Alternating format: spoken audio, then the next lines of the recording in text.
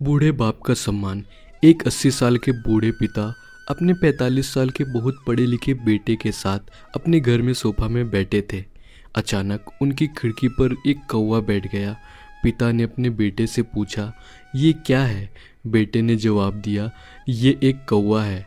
कुछ मिनटों के बाद पिता ने अपने बेटे से दूसरी बार पूछा, ये क्या है? बेटे ने कहा, पिताजी मैंने अभी आपको ये एक कौवा है कहा है।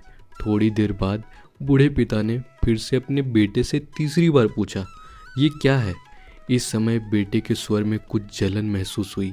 तब उसने अपने पिता से झुलझुलाते हुए बोला, ये एक कौवा है, एक कौवा।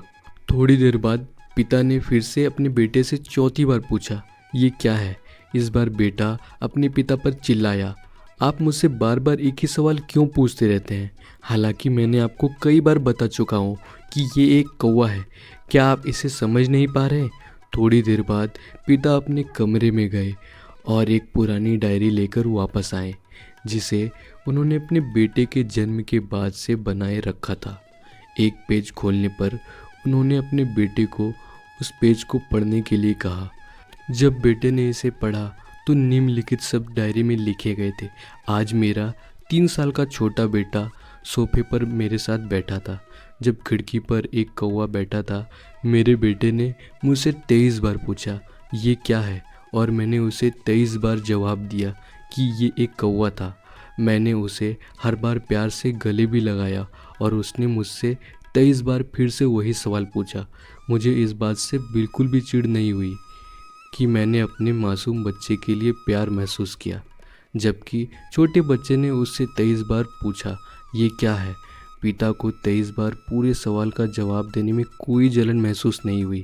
और आज जब पिता ने अपने बेटे से सिर्फ 4 बार यही सवाल पूछा तो बेटे को चिढ़ और गुस्सा महसूस हुआ।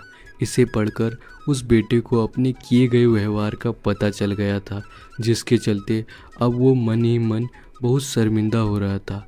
शायद उसे अब किए गए अपने बूढ़े पिता के प्रति व्यवहार पता चल गया था। इसलिए यदि आपके माता पिता जब बुढ़ापे में होते हैं तो उन्हें ना तो पीछे छोड़े और ना ही एक बोझ के रूप में देखे, बल्कि उनके साथ एक दयालु शब्द बोले। शांत, आज्ञाकारी, विनम्र और उनके प्रति दयालु बने। अपने माता पिता के लिए प्रति विचारशील रहें। आज इस बात को कहें, मैं अपने माता पिता को हमेशा खुश देखना चाहता हूँ। जब मैं छोटा बच्चा था उन्होंने मेरी देखभाल की। उन्होंने हमेशा मुझ पर अपना निस्वार्थ प्रेम की वर्षा की।